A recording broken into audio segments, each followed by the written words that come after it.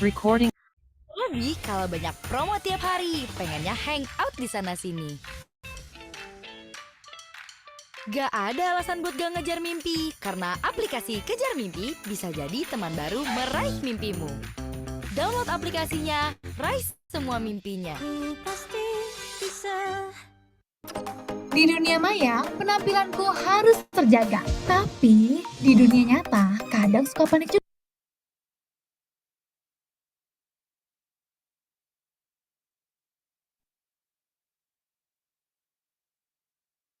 Yuk sama Emina Puppin Maid 90. Familiar nggak sih sama permainan ini?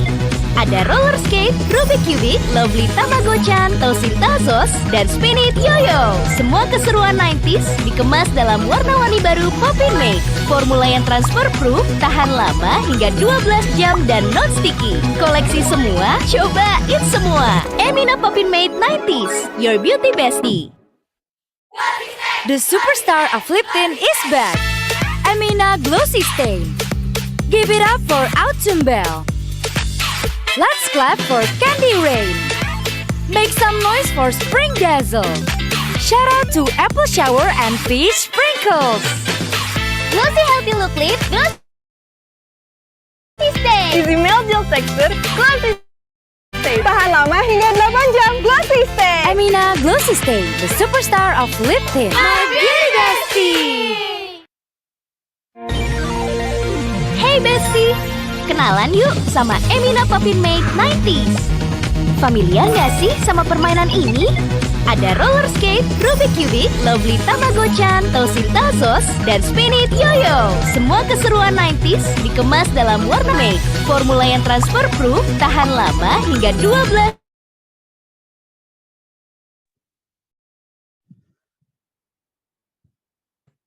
jam dan non sticky. Koleksi semua, cobain semua. The Give it up for Autumn Bell.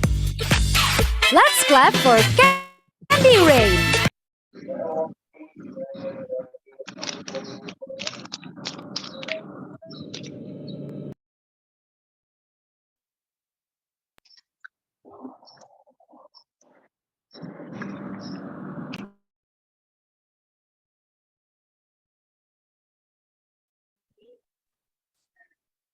Halo semuanya.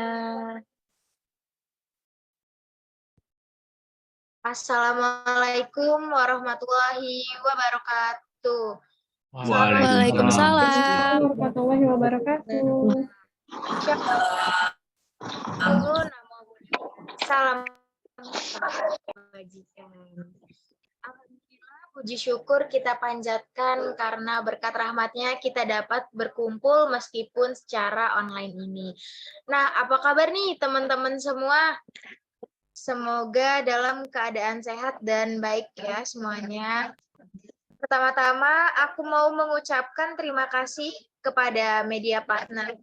Ada Puan Bisa, Radar Banten, Netizen Banten, Tangsel Pos, Event Tangsel, GMD Banten, Baladeka Radio, Trust Untirta, Teras Event, dan media partner lainnya. Serta juga kepada ISEC Universitas Jenderal Sudirman dan TEDx Universitas Indonesia selaku collaboration.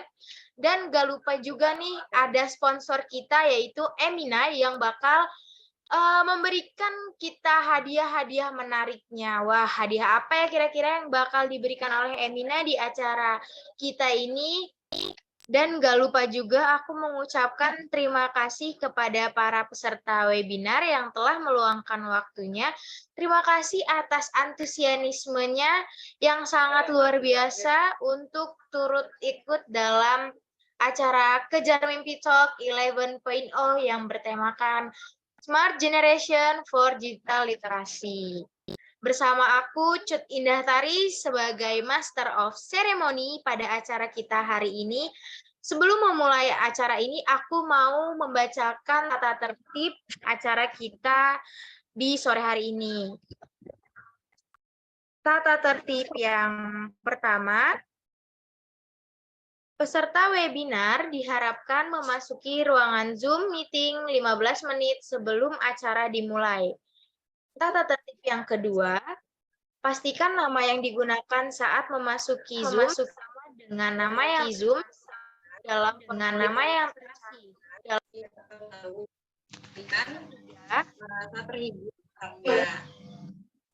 Berlangsung dan mematikan mikrofon untuk menghindari suara-suara yang dapat mengganggu, kecuali jika sudah memperoleh izin dari MC. Yang keempat, selama webinar berlangsung, peserta bersedia untuk mengaktifkan kamera dan menggunakan virtual background yang telah diberikan oleh panitia. Jadi buat teman-teman yang belum menggunakan virtual background, boleh nih segera dipasang dulu biar kita bisa senada semuanya. Dan yang kelima, peserta dilarang membuat kegaduhan serta keributan selama acara berlangsung. Jika peserta membuat kegaduhan dan keributan, maka panitia akan segera mengeluarkan peserta tersebut dari acara. Yang keenam, peserta wajib mengisi link presensi dan evaluasi yang akan diberikan oleh panitia untuk mendapatkan sertifikat.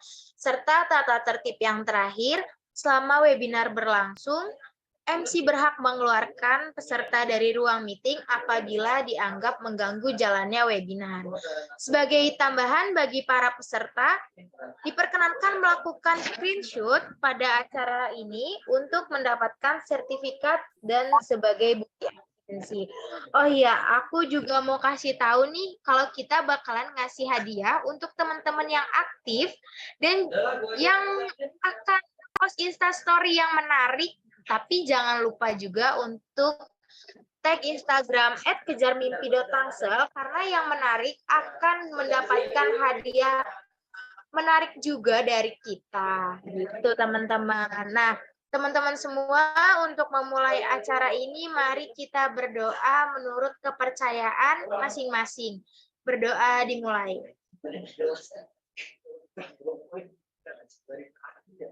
Selesai. Semoga dengan pembacaan doa tadi, acara ini dapat berjalan dengan lancar dari awal hingga akhir acara. Amin. Acara selanjutnya yaitu sambutan-sambutan. Sambutan yang pertama akan disampaikan oleh Project Leader Kegiatan Kejar Mimpi Talk 11.0 kepada Saudara Muhammad Royan, dipersilahkan.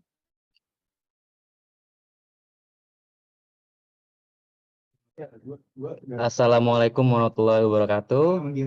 Salam sejahtera, selamat pagi untuk kawan-kawanku. Puji syukur kehadirat Tuhan Yang Maha Esa, kita bisa diberikan kelancaran, kesehatan, sehingga kita bisa mengadakan dan mengikuti KM Talks 11.0. KM Talks 11.0 kali ini kita mengangkat tema Smart Generation for Digital Literacy, yaitu generasi cerdas, di mana kita juga memiliki literasi digital.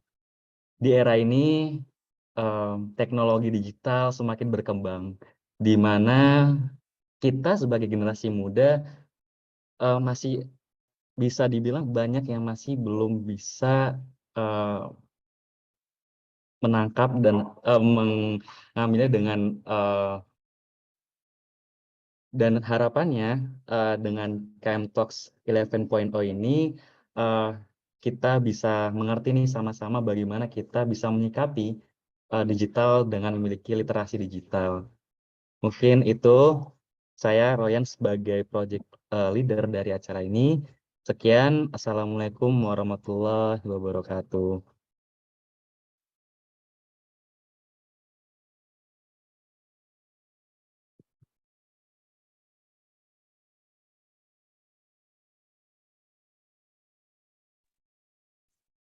Terima kasih kepada Kak Royan yang udah menyampaikan sambutannya. Selanjutnya sambutan yang akan disampaikan oleh leader Kejar Mimpi Tangerang Selatan yang akan diwakilkan oleh Vice Leader kita yaitu Saudara Iba Lukman Aldi. Kepadanya dipersilakan.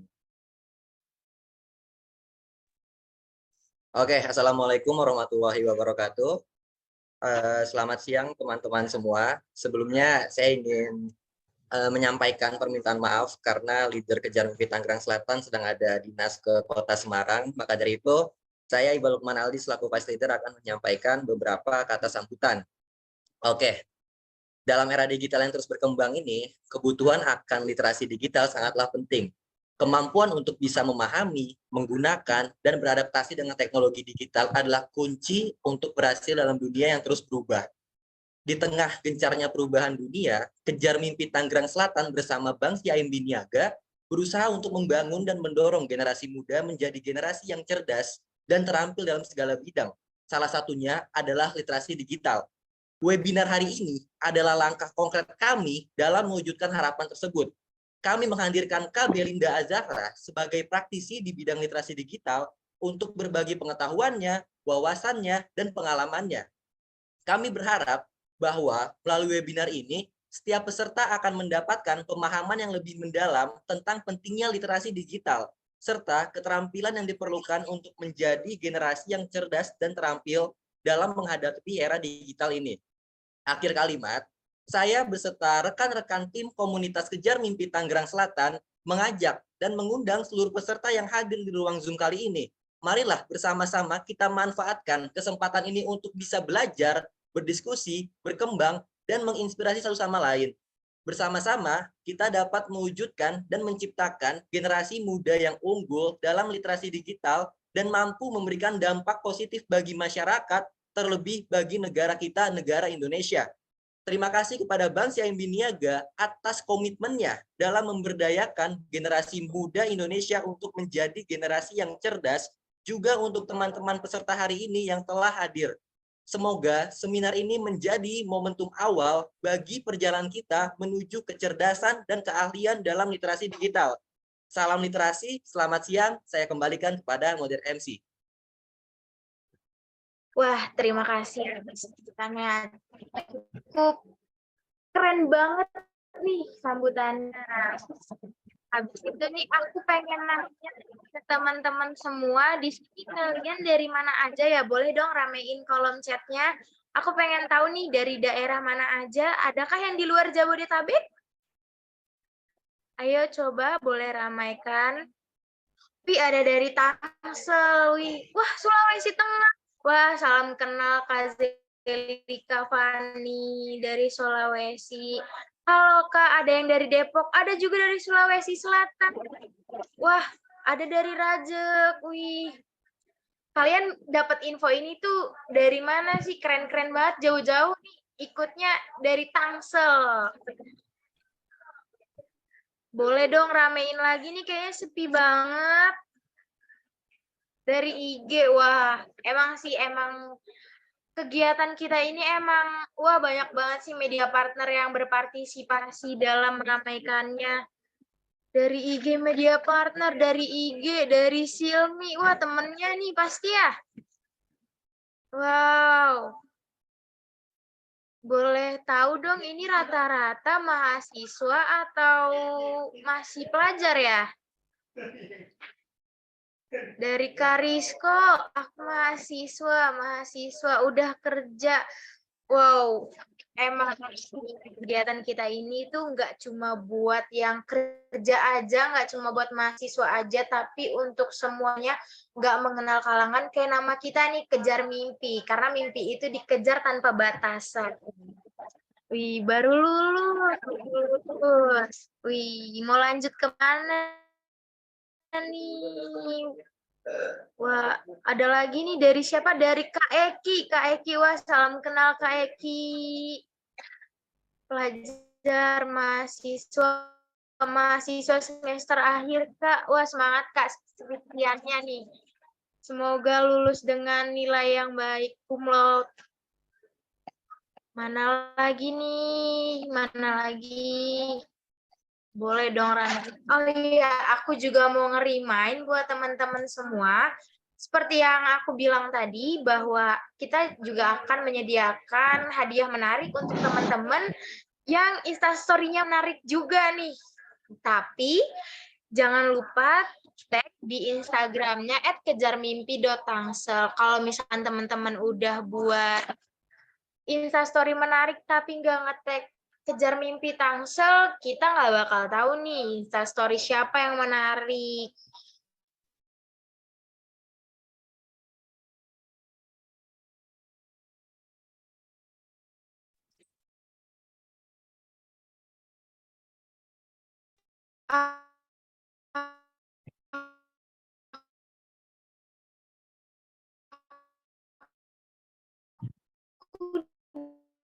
Di SMA KM1 anak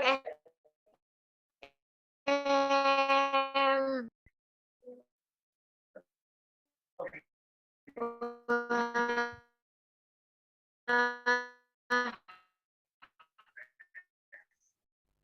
Hai teman-teman yang gas banget nih buat nungguin pemateri kita, teman.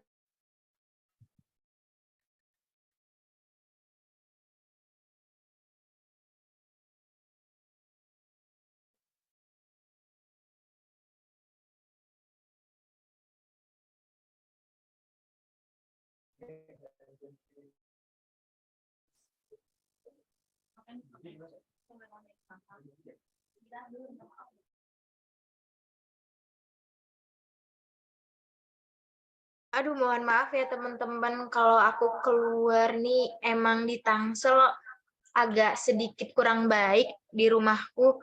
Jadi mungkin agak sedikit terhambat. Nah, buat teman-teman semua, aku mau sedikit ngasih tahu nih kalau misalkan teman-teman udah ada gambaran dari apa tema kita, apa yang ingin ditanyakan nanti ke narasumber kita, boleh nih sebelum menyimak mempersiapkan diri untuk bertanya karena nanti pertanyaan-pertanyaan teman-teman yang menarik juga bakalan ada hadiah karena kita dapat sponsor itu yang super menarik banget nih, yang banyak banget ngasih hadiah goodie bag menariknya juga. Nah, teman-teman, gimana nih? Udah pada makan? Apa dah betiur? Ya. Betiur.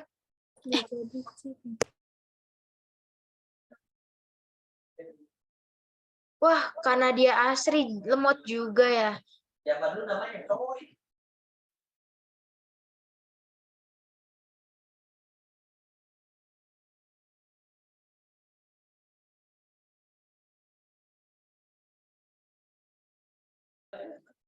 Wow. Oke, teman-teman semua, sebelum beranjak ke acara selanjutnya, sebelum itu aku mau ngasih tahu terlebih dahulu nih, kalau untuk mendapatkan sertifikat pada acara ini, peserta harus mengisi absensi terlebih dahulu dan absensi akan diberikan melalui room chat Zoom setelah pemateri selesai ataupun sesaat sebelum penutupan. Aku juga mau ingetin lagi nih, kita bakalan banyak hadiah yang menarik, makanya terus ikutin kegiatan kita dari awal sampai akhir ya. Dan tibanya kita di acara inti yang kita tunggu-tunggu ini adalah pemaparan materi oleh narasumber yang sudah hadir di tengah-tengah kita. Acara inti ini akan dipandu oleh moderator kita yaitu Kak Anggita Suci. Sebelum aku menyerahkan acara ini, aku akan membacakan sedikit CV dari moderator kita. Nah, moderator kita pada acara Kejar Mimpi Talk 11.0 pada hari ini bernama Kak Anggita Suci Pangesti atau biasa dipanggil Kak Anggita nih. Kak Anggita ini merupakan mahasiswi akuntansi semester 2 di Universitas Islam Negeri Syarif Hidayatullah Jakarta, dan Kak Anggita ini merupakan sekretaris di Kejar Mimpi Tangerang Selatan. Wah, keren banget ya Kak Anggita ini. Langsung aja nih acara ini aku serahkan kepada moderator, kepada Kak Anggita, dipersilahkan. Baik.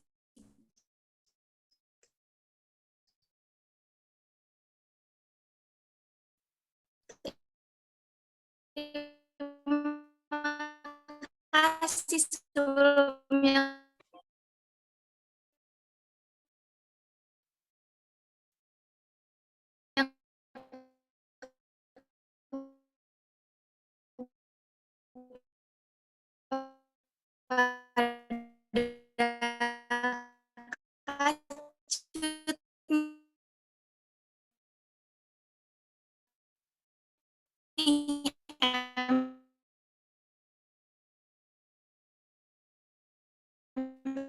kece kita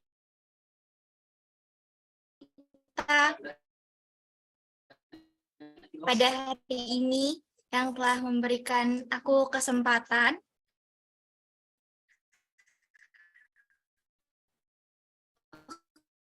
salam sejahtera untuk kita semua.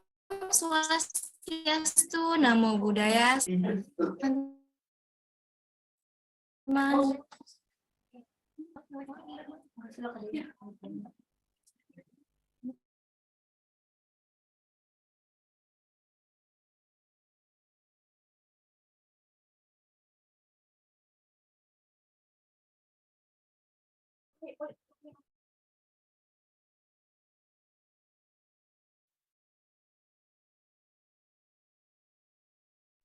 Wah, mungkin di Kak Anggita ini agak sedikit bermasalah ya, teman-teman. Mungkin bisa kita tunggu dulu untuk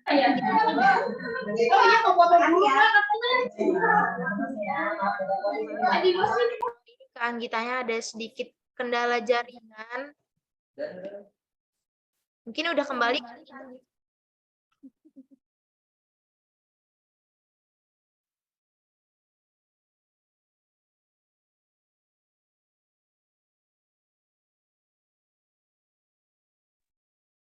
Halo, suaraku kedengeran nggak?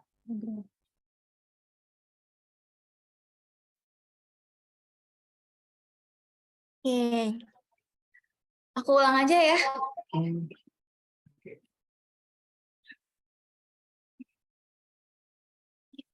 Terima kasih kepada MC kita, Kak Cut, yang sudah memberikan kesempatan untuk aku.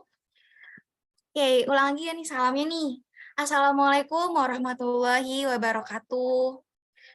Salam sejahtera untuk kita semua. Om Swastiastu, Namo Buddhaya, salam kebajikan. Selamat sore teman-teman. Apa kabarnya nih sore ini? Teman-teman gimana nih kabarnya? Bantu. Wih, baik. Kak Royan baik. Kak Atika baik. Wih, Kak Rici baik. Banyak nih. Alhamdulillah pada sehat-sehat semua. Aku mau ngucapin selamat datang untuk teman-teman di webinar KM Talks 11.0 dengan tema Smart Generation for Digital Literacy. Seperti tadi yang udah disebutkan sama MC mengenai aku akan memperkenalkan diri kembali. Perkenalkan, nama aku Anggita Suci, dan di sini aku menjadi moderator yang akan membantu teman-teman dalam acara KM Talks 11.0 pada sore hari ini. Diingatkan untuk teman-teman, jangan lupa mengisi presensi yang ada di kolom chat. Selain itu juga aku ingatin untuk teman-teman, jangan lupa untuk berpartisipasi aktif di acara kali ini, karena bakal ada banyak banget hadiah yang nunggu teman-teman di akhir acara. Oke, pada hari ini, materi akan disampaikan oleh Kak Belinda Azahra. Tapi sebelum materi dimulai, aku akan membacakan CV dan dari Kak Belinda terlebih dahulu supaya kita lebih kenal nih sama Kak Belinda. Oke. Kak Belinda Azahra adalah seorang yang berpassionate dalam bidang akuntansi dan juga memiliki pengalaman di bidang bisnis analis, research project, dan sustainability strategy. Kak Belinda saat ini bekerja di Philip Morris International sebagai Commercial Strategy. Kak Belinda juga memiliki pengalaman bekerja di Johnson & Johnson sebagai Demand Planning Analyst di bulan Februari 2022 sampai Juli 2022, dan juga ada di PricewaterhouseCoopers atau PwC Indonesia sebagai advisory intern di bulan Desember 2021 sampai Januari 2022. Selain itu, Kak Belinda juga telah menyelesaikan pendidikan di Universitas Indonesia di jurusan akuntansi. Dan Kak Belinda juga memiliki pengalaman organisasi seperti Buka Suara International Business Research, Groningen sebagai konsultan, Harvard College Vision sebagai undergraduate research fellow. Kak Belinda juga memiliki beberapa penghargaan seperti First Winner of Kala Future Leaders by Kala Group, first winner of National Business Case Competition, first runner-up of Shopee Ultimate Case Challenge, dan masih banyak banget nih penghargaan yang diraih sama Kak Belinda. Wah, itu dia teman-teman. CV-nya Kak Belinda keren banget nggak sih? Selanjutnya mungkin kita sapa dulu kali ya Kak Belindanya, karena kebetulan juga sudah bergabung bareng kita di sini. Assalamualaikum, halo Kak Belinda.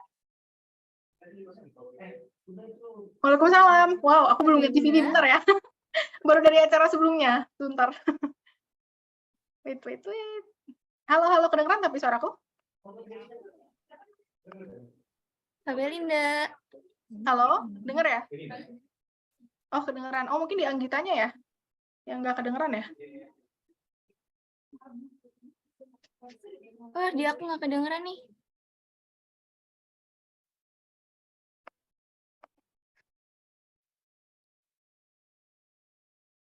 Halo teman-teman, wow luar biasa ramai sekali.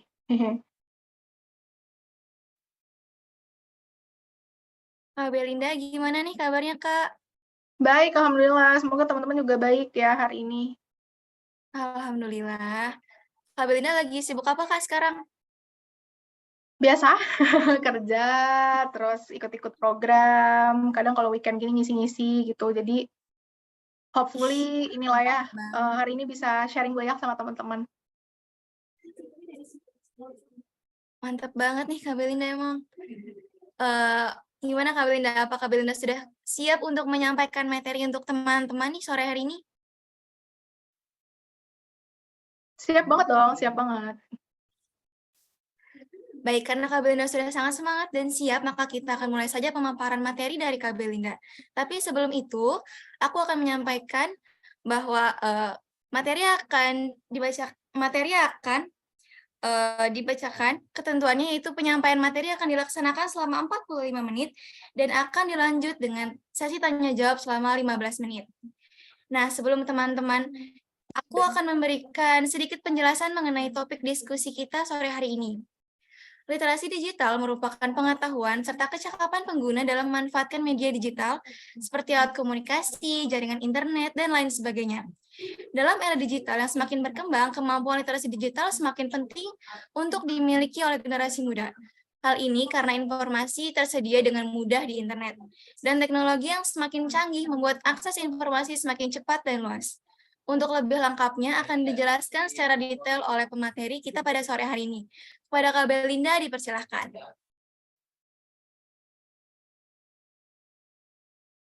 Oke, thank you. Aku izin share screen. Oke, thank you teman-teman buat kesempatannya. Mungkin aku izin memaparkan materinya ya.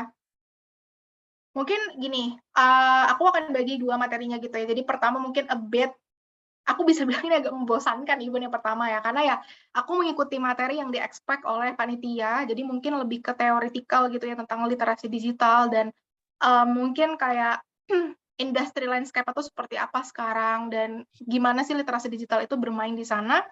Tapi habis itu aku akan maybe di 60% part kedua, aku akan jelasin yang lebih relate ke teman-teman tentang skill digital. Jadi aku merasa aku harus lebih memberatkan pembahasan aku ke digital skills karena itu yang lebih relate dan lebih, I think, lebih useful ke teman-teman semua di sini.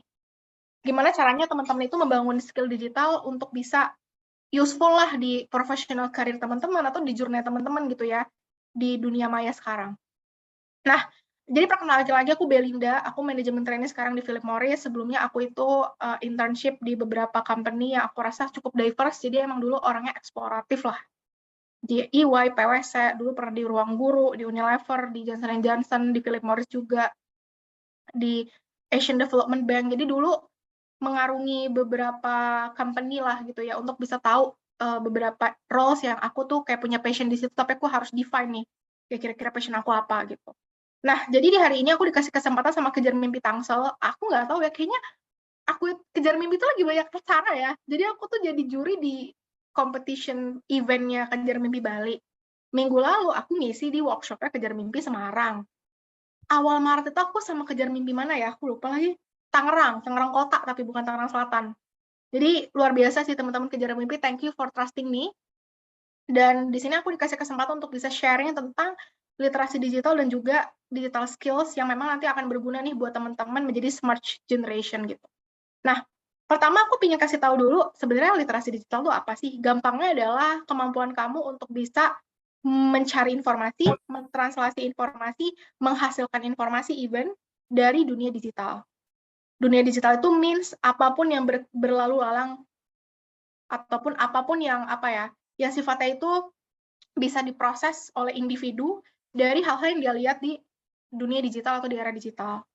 Nah, gampangnya sekarang kalau kita lihat sisi positifnya, yang berlalu lalang di dunia digital ini adalah skills, knowledge, ataupun perspektif, tren baru, inovasi baru yang katalis ataupun katalisatornya karena ada digitalisasi ini itu semakin cepat gitu ke kita. Contoh kalau kamu ngomongin personal branding.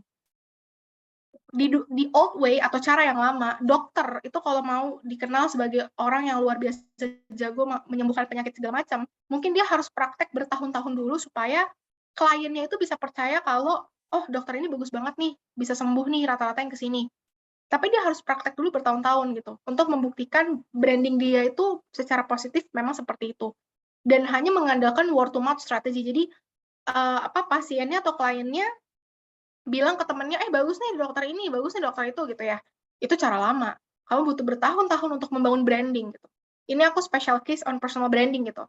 Tapi kalau sekarang kamu viral dalam semalam aja, itu mungkin bisa ratusan ribu orang udah punya perspektif ke kamu kalau oh ini orang brandingnya pinter banget nih.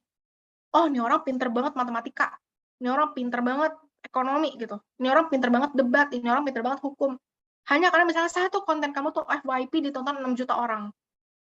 Itu contoh katalisator yang paling cepat sekarang untuk memberikan info, menghasilkan info, even membentuk branding, itu adalah digital tools lah, atau digitalisasi itu sendiri.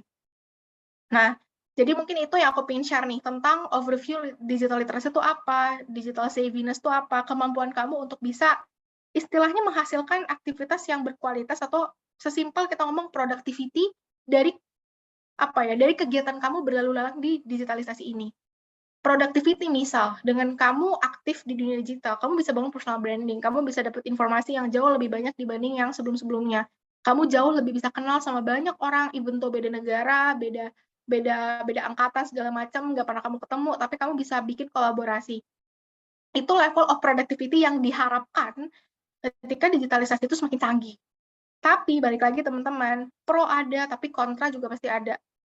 Kayak two sides of coin lah gitu ya. Koinnya makin banyak nih. Koin yang bagian angkanya makin banyak tuh, tapi koin yang bagian non angkanya juga makin banyak kan, yaitu negativity-nya juga makin banyak. Kenapa sih banyak orang yang mungkin nggak bisa memaknai productivity in digitalisasi itu sebagai sesuatu yang sebenarnya sangat gampang? Gampangnya kayak aku punya habit gitu ya, dalam sehari aku pasti open Instagram, tapi akun yang aku follow itu akun-akun yang memang useful misalnya, on my first account. Akun-akun berita, akun-akun business review, akun-akun investment, ya memang kalau aku buka tuh, even aku punya 10 menit aja, aku udah dapat even 100 informasi gitu. Itu level of productivity yang positif. Tapi kalau level of productivity yang negatif, ketika kamu mengarungi dunia digital, kamu rebahan 2 jam melihat TikTok and you gain nothing. Karena kamu cuma ngelihat sesuatu yang sifatnya tuh nggak ada tujuannya dan nggak ada hubungannya dengan apa yang ingin kamu capai ke depan. Is it salah? Is it wrong? Enggak. Kalau 2 jam itu memang kamu dedikasikan untuk merilekskan pikiran, untuk kamu istirahat dan menghibur kamu, ya it's okay. Tapi kalau 2 jam itu di siang bolong, which itu waktu-waktunya kamu produktif, nah itu pertanyaan. Tuh. Mungkin kalau ada yang tersedak, ya mohon maaf ya. Karena dulu aku sempat di ranah-ranah itu juga gitu ya,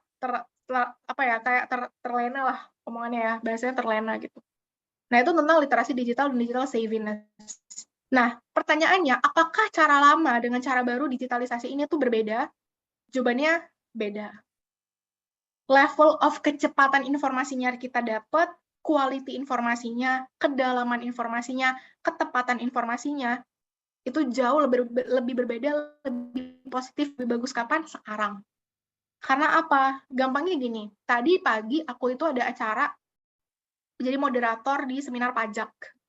Ini aku nyambungin sama special case atau reality ya, maksudnya biar kamu kebayang maksud aku tuh apa, karena ini teori banget lah gitu, aku pingin kalian kebayang juga secara praktikal. It doesn't mean aku nggak ada estimate kemampuan kalian, enggak, tapi biar aku menyampaikannya lebih berkualitas aja gitu. Misalnya kayak tadi pagi aku jadi moderator seminar pajak, salah satu pembicaranya itu ada orang pajak lah gitu. Dia kayak kepala deputi humas kantor pajak kayak gitu. Sekarang pajak itu tuh udah pakai big data integration. Contohnya gini, jadi kalau kamu ada yang anak pajak nih, pencatatan pajak dulu sebelum ada big data atau digital tools ini, itu tuh ribet banget. Jadi misal nih, kamu nyatet, kamu udah kerja, kamu nyatet, kamu tuh punya harta atau aset Honda Supra. Misalnya kayak gitu. Harganya 10 juta tuh aset kamu, tuh harta kamu, ntar dipajakin berapa persen, aku nggak terlalu ngerti ya soal itu. Tapi misalnya ketika kamu laporan ke kantor pajak itu nyatetnya bukan Honda Supra misalnya. Dia dapat catatan dari dealer atau dari toko Hondanya kalau orang ini tuh pernah beli Honda C100. Dealernya itu nyatetnya dalam bentuk nama mesin, kita nyatetnya dalam bentuk merek motornya, bukan nama mesinnya. Itu bisa berbeda itu, yang di-charge sama si DJP, kan nggak efektif kan, padahal mah sama barangnya, beda pencatatan doang. Nah, big data integration atau digital tools ini, itu membuat hal seperti ini tuh udah nggak ada lagi. Udah nggak harus dikonfirmasi ulang, dan lain itu kan administration cost-nya tuh tinggi banget ya. Kirim surat balik, kok ini berbeda, tapi nilainya sama, apakah ini barangnya cuma 1 atau 2? Itu tax time yang pertama, yang kedua cost-nya gede banget gitu. Yang ditanggung negara maksudnya. Dengan si digital tools ini, itu nggak akan ada lagi. Nah, itu contoh kenapa sih aktivitas-aktivitas yang sifatnya tuh kompleks, repetitif, costly, itu bisa banget turun karena adanya digitalisasi. Termasuk di sini ada ya, literasi informasi itu ada yang dibilang akademik, ada yang dibilang literasi baru, yang sifatnya tuh tren-tren baru, kayak contoh kayak blockchain, even chat GPT, or whatever itu. Itu kan literasi baru ya, even riset-risetnya pun, risetnya EST 2022 gitu. Nggak ada dulu riset yang ngomongin chat GPT. Mungkin ada 1-2, tapi kayak belum terlalu ke-expose gitu ya.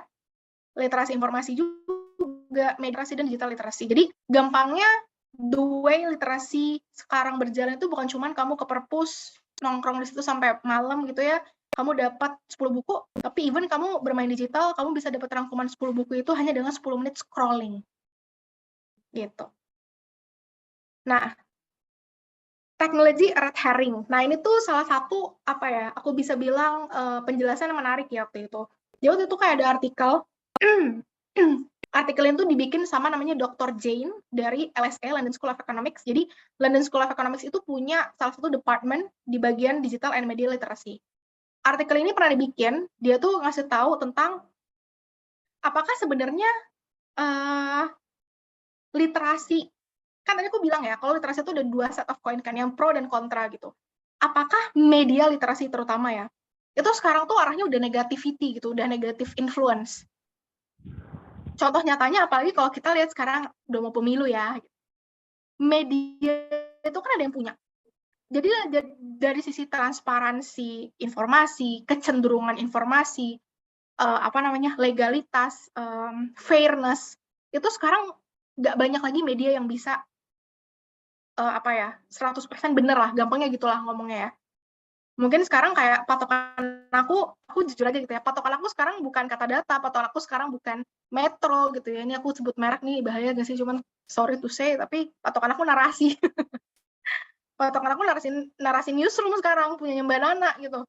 Ya karena aku percaya ke situ, yang lebih fair, yang lebih gampangnya, kita tahu the way dia dapat informasi segala macam tuh valid, benar-benar mencerminkan apa yang ada di lapangan, dokumentarinya banyak, the way mereka menghasilkan sebuah data tuh dikasih tahu prosesnya gimana, dan aku nggak yakin Gen Z itu curiosity-nya lebih tinggi, dan menurut aku cara mereka memaparkan berita segala macam tuh di media digital itu cocok untuk kita-kita yang Gen Z tuh yang rasa ingin tahu dan rasa curiosity, why ini terjadi, why ini bisa dihasilkan itu tinggi gitu. Nah, red herring itu maksudnya adalah apakah media itu sekarang nggak bisa bermain dengan cara audiensnya. Maksudnya, kalau kamu lihat TikTok, kenapa sih dia sekarang luar biasa booming ya? Kalah tuh Facebook, Twitter, Snapchat tuh udah mulai kotar-katir gitu ya. Apalagi Twitter kan kemarin banyak politiknya atau dari Elon Musk dan lain-lain lah. Karena dia bisa bermain cara kita. Kita lebih suka ngelihat video, mereka mengikuti.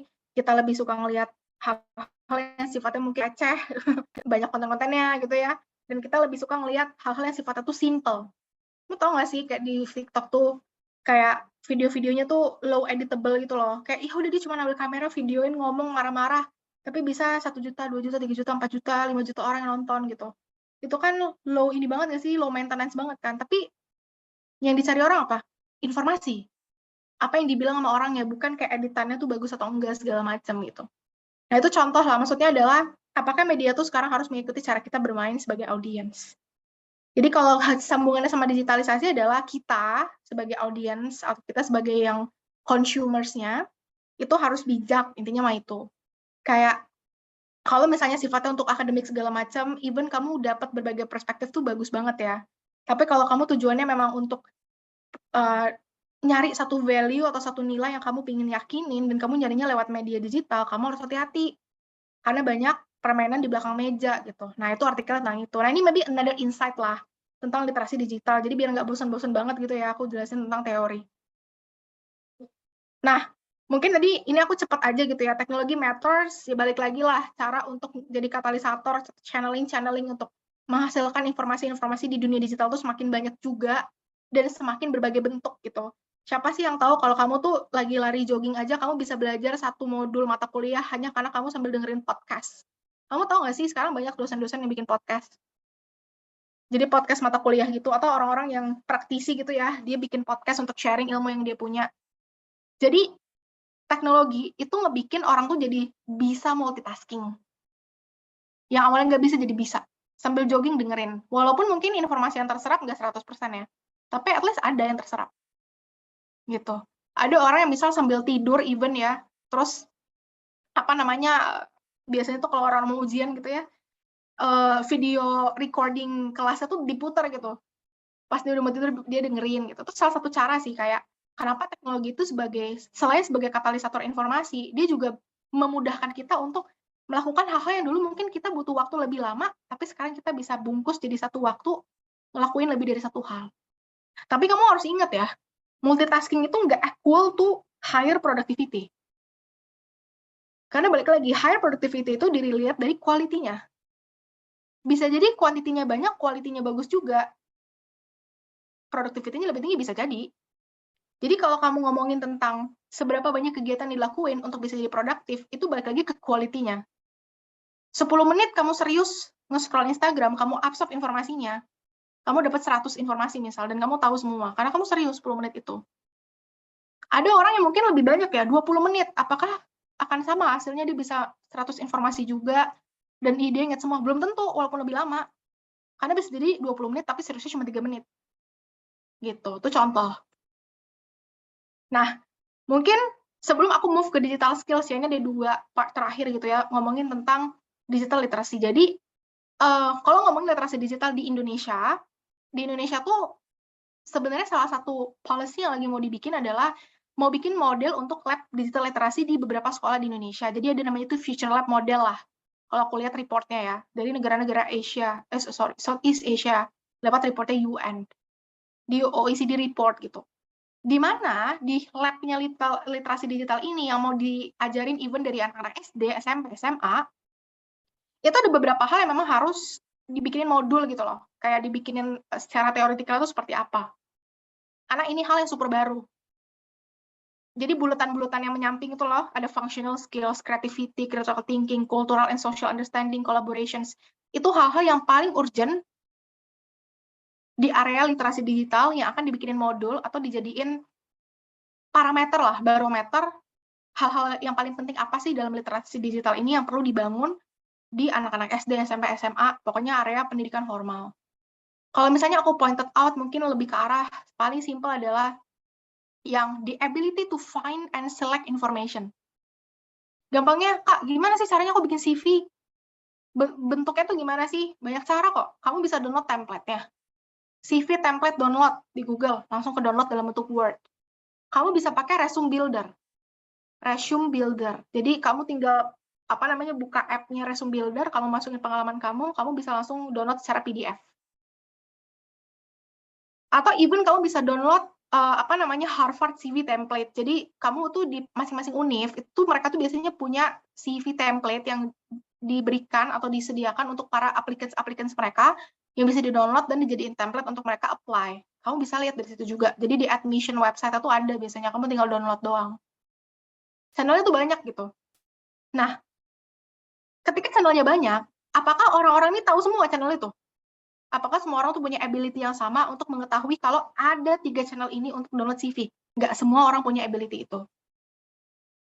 Dan ability itu start with curiosity.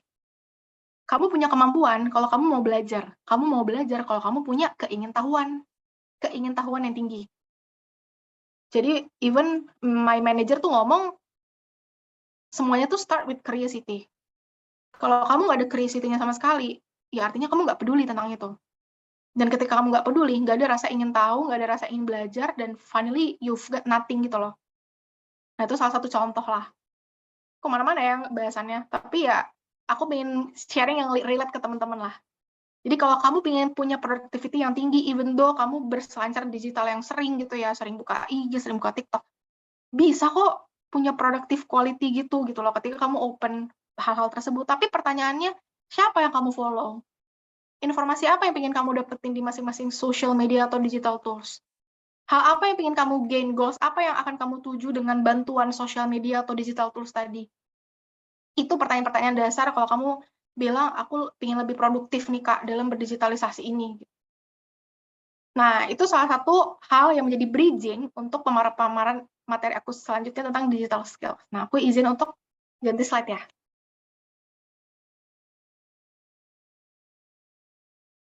Nah, ini baru slide. Kalau tadi slide teoretikalnya. Oke, buat aku.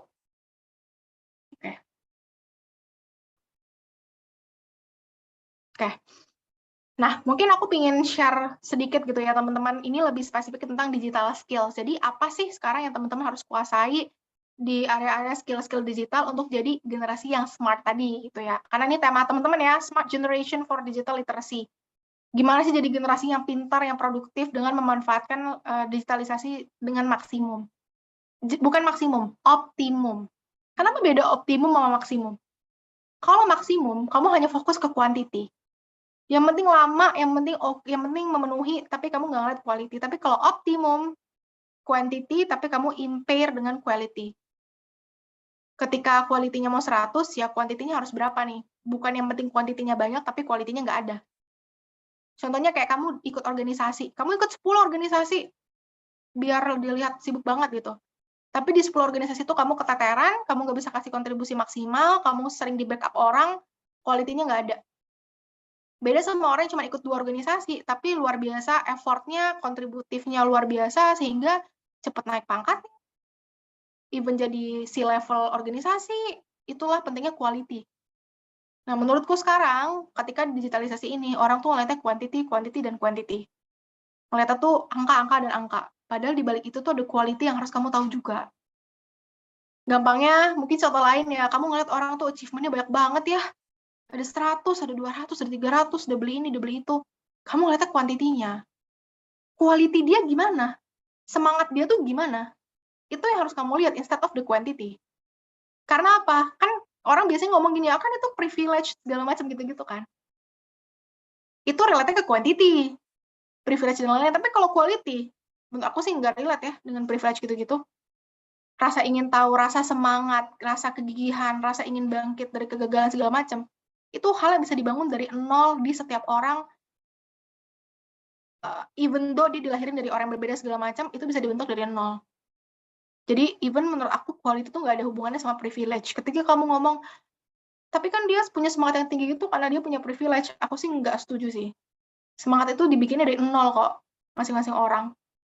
Nggak embed karena orang tuanya siapa, atau dia emang udah punya kekayaan berapa segala macam gitu. Nah, itu salah satu contoh nyata juga ya, teman-teman. Kenapa quality itu penting, maybe more important than quantity, gitu. Nah, aku akan jelasin definisi digital skills apa, contoh nyata dalam perusahaan, professional career ya maksudnya, alasan penerapan atau pentingnya penerapan top digital skills untuk masa depan, sama cara untuk mengasah digital skills. Pertama, digital skills itu apa sih?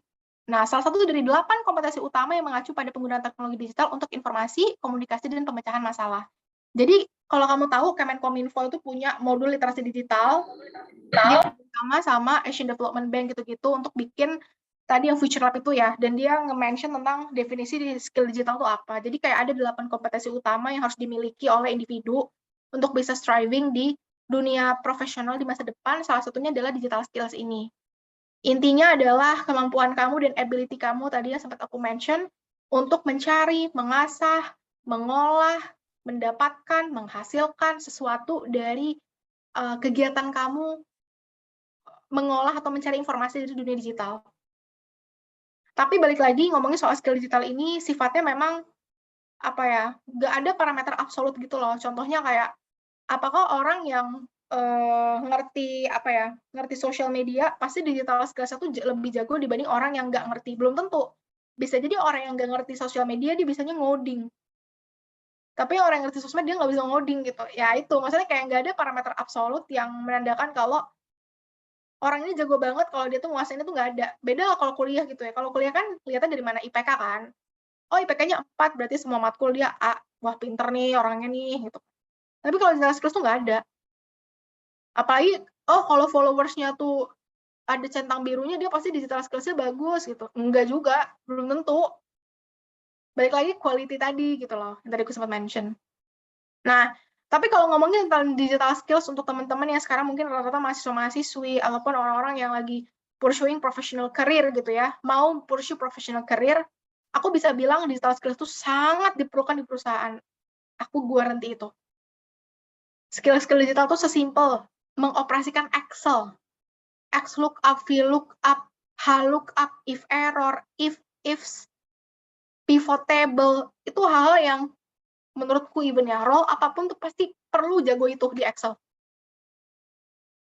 Tapi apakah semua orang tahu kalau skill digital ini tuh dibutuhin ternyata untuk masuk ke sebuah perusahaan? Belum tentu. Dan makanya aku bilang, kemampuan kamu untuk decking, bikin presentasi, manfaatin any websites, any resources untuk katalis informasi, ngerangkum informasi, icon, segala macam. The way kamu structure your presentations, itu perlu. Apakah itu perlu skill digital? Oh, perlu banget dong. Cara kamu mengolah informasi, memilah informasi dari dunia digital yang ada yang benar, ada yang kagak gitu. Itu kan penting banget kan untuk making a presentation atau decking lah bahasanya, bikin deck gitu. Nah, selanjutnya, contohnya apa? Pertama data analytics ya. Kalau misalnya kamu tahu, semua bisnis itu sekarang arahnya ke behavioral approach, kepada target market. Contoh nyatanya, mungkin ini kayak bahasa terlalu gimana gitu ya. Kamu tahu Dunkin Donuts kan? Dunkin Donuts, pasti tahu lah ya. Aku jarang sih beli, cuman tahu aja gitu. Jadi Dunkin Donuts itu, di Korea, kemarin itu dia tuh booming. Karena dia itu pertumbuhan penjualannya itu ngalahin Starbucks. Dia tuh ngalahin Starbucks pertumbuhan penjualannya, dia tuh mencapai 27%, sementara Starbucks itu cuma 16%. Dan selama sejarah di Korea tuh kagak pernah tuh Dunkin Donuts tuh menyalip penjualannya Starbucks. Kenapa kok bisa, Kak? Kenapa kok bisa Bel gitu? Nah, dia tuh bikin strategi yang unik. Strategi yang didasari sama behavioral itu tadi, behavioral approach. Jadi approach terhadap perilaku manusianya. Jadi, dia itu tokonya itu pasti dekat stasiun ataupun dekat terminal bus. Jadi orang yang pulang dan pergi kerja di Korea itu pasti ketika turun itu lihat Dunkin Donuts lah 100 meter dari dekat terminal ataupun halte bus. Sehingga yang dilakukan Dunkin Donuts itu apa strateginya? Mereka itu menyewa bus-bus yang muncul saat peak time waktu-waktu kalau di Jakarta tuh kan pulang kerja mau pergi kerja gitu loh. Dia nyewa bus, bukan nyewa bus ya, nyewa pengharum ruangannya bus itu sama suara bus tuh dia sewa gitu loh, untuk dijadiin pengharum ruangannya tuh harumnya kopi Dunkin Donuts, dan suaranya itu adalah jingle-nya Dunkin Donuts. Dan hanya terjadi ketika peak time. Jadi bayangin, kamu kerja di Korea, amin gitu ya, kamu pulang, capeknya luar biasa. Tapi pas masuk bus, kamu mencium bau kopi Dunkin Donuts sama bau donat, terus jingle-nya adalah jingle Dunkin Donuts, yang tersebut kalau ada promo di Dunkin Donuts. Kamu turun dari busnya, 100 meter nggak nyampe dari halte, kamu lihat ada toko Dunkin Donuts buka 24 jam. Kamu kira-kira ke sana nggak? Aku mah pasti ke sana sih. Apalagi promo. Capek gitu kan, butuh kopi, butuh donat, itu manis-manis itu biar bertenaga lagi gitu kan. Itu cara yang mereka lakukan. Unik nggak? Unik banget sih menurutku. Dan benar, penjualannya dia naik 27%, ngalahin Starbucks even. Dia memanfaatkan itu perilaku manusia. Orang tuh kalau udah capek ya, kagak mau dia tuh baca gitu. Misalnya lihat IG segala enggak. Dia mau diem aja di bus gitu. Jadi secara otomatis orang tuh walaupun diem aja, yang dipakai tuh indera apa? Penciuman sama pendengaran kan? Karena dia nggak harus ngapa-ngapain, tapi dia pasti akan automatically akan melakukan itu gitu, mencium bau dan mendengarkan lagu gitu. Nah, itulah yang diutilisasi sama Dunkin Donuts. Nah, itu salah satu contoh penerapan di data analytics. Jadi dia tuh menganalisis gitu loh. Dengan data analytic tools yang dia punya, behavior orang pembelinya tuh orang-orang yang ternyata pergi atau pulang kerja. Oh, orang-orang yang sering nge-like promonya tuh yang jam-jam peak pulang atau pergi kerja. Jadi dia memanfaatkan data-data market mereka atau data-data audiens mereka untuk bikin strategi yang ampuh lah. Gitu. Itu contoh pertama. Contoh kedua adalah automation for efficiency. Jadi misalnya beberapa digital tools itu sekarang dipakai di level perusahaan ya untuk meningkatkan efisiensi. Contoh, kalau di accounting firm atau firma akuntansi itu mereka sekarang udah pakai RPA. RPA itu adalah Robotic Processing Automation. Robotic Processing Automation itu adalah robot basically ya, sistem software gitu untuk melakukan hal-hal yang sifatnya tuh repetitif buat para auditor. Jadi auditor tuh nggak usah pusing-pusing lagi ngebedah jurnal perusahaan satu-satu, apalagi jurnalnya jutaan gitu ya, bayangin se-painful apa, itu dikerjain sama robot. Jadi kualitas dari yang dikerjakan oleh auditor tuh jadi lebih tinggi gitu loh, bukan cuma hal-hal yang sifatnya tuh repetitif. Jadi gampangnya tuh bukan menggantikan sebenarnya, meningkatkan kualitas pekerjaan dari auditornya gitu. Sama yang ketiga adalah software based operation, software pada umumnya lah. Contoh nyatanya apa? Dulu kalau kamu misalnya aku pingin banget nih beli rumah 10M di umur 30 tahun. Dengan pendapatan aku segini, aku investasinya di level medium, aku punya tabungan gini, kira-kira aku harus nabung berapa ya per bulan kalau aku mau beli 10M rumah di umur 30? Dulu mungkin kalau kita mau ngitung itu, pilihannya dua ya, either kita menyewa penasihat keuangan, atau kita otodidak belajar sendiri gitu, which itu susah gitu kan. Tapi sekarang kamu tinggal download aplikasi gratis, kamu tinggal masukin angka-angkanya udah keluar tuh rekomendasinya tanpa bayar. Itu salah satu contoh juga untuk memudahkan. Nah, apa sih yang sekarang itu digital skills yang aku bisa bilang bukan baru muncul. Dia tuh nggak punya akarnya, gimana ya cara ngomongnya? Dia tuh trennya atau hype-nya itu di era sekarang. Kalau ini ditaruh di era dulu, sebelum digitalisasi itu sangat rising gitu segala macam, mungkin nggak laku gitu, maksud aku tuh gitu. Contohnya nih aku kasih contoh aja gitu ya, digital marketing. Digital marketing tuh subnya ada banyak, ada SEO, search engine optimization, jadi orang-orang yang ngerti gimana sih caranya kalau aku searching donat, itu website Dunkin Donut yang muncul paling pertama, itu ada ilmunya. Social media marketing, UX designing, video marketing, community management, content writing, itu hal-hal yang sifatnya bisa dibilang pekerjaan baru ya sekarang. Nah, ketika teman-teman pingin catch up sama what's going on in the industry, aku kira-kira pilih passion apa ya segala macam. Mungkin teman-teman harus tahu juga informasi ini. Yang keduanya masih jauh banget. Atau udah nyampe? Ada yang bocor ya? Arya, kamu bocor suaranya. Oke, udah di mute ya. Oke. Nah, jadi kalau teman-teman misalnya mau meniru passion apa nih ya, kira-kira teman-teman mau pursue segala macam, teman-teman aku rasa perlu tahu emang apa sekarang yang lagi dibutuhin. Kedepannya sustain nggak? Nah, itu yang teman-teman perlu tanya juga. Kira-kira kedepannya social media marketing itu tetap sustain atau enggak? Tetap berkelanjutan atau enggak? Gitu. Nah, ini contoh-contoh yang lagi high demand sekarang. Kenapa sih penting teman-teman untuk menerapkan digital skill? Pertama, cost efficient. Tadi sempat aku mention. Daripada kamu ke perpus, harus naik Gojek lagi, segala macam. Tapi sekarang udah ada e-library. Oh, mendingan e-library gitu. Kecuali kalau kamu mau pengen suasana baru ya, dan ya, it's up to you gitu. Cuman kalau hanya untuk cari satu jurnal, maksudnya dengan kamu naik Gojek, pulang pergi, jauh, bukan cuma tentang biayanya doang guys. Emisi karbon yang dihasilkan oleh motornya, terus kayak bensinnya, itu kan costly juga gitu loh buat lingkungan. Tiba-tiba larinya ke lingkungan ya, cuman ya itu kan sekarang yang lagi banyak dibahas kan. Ya mending e-library aja gitu, kalau hanya untuk mencari satu jurnal.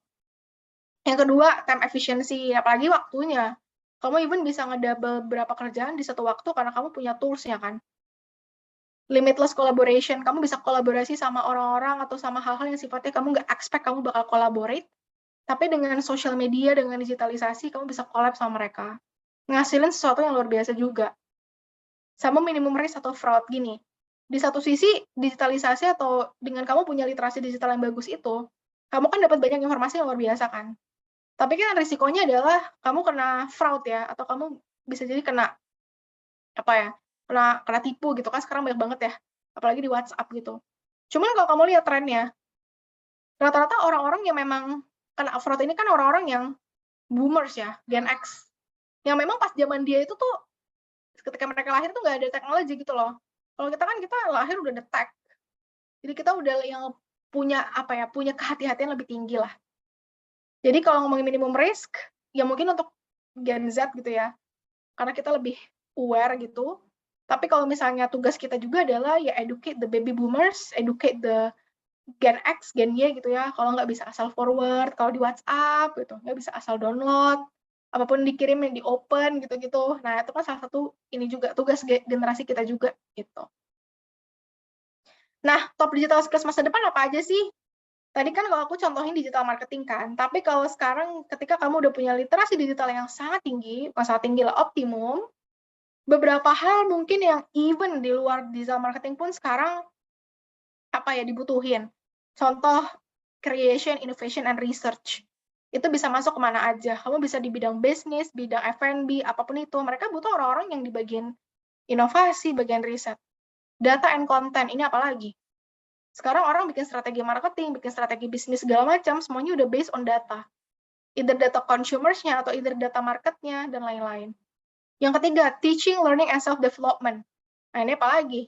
Even kamu bisa ngembangin diri kamu sekarang, free courses anywhere.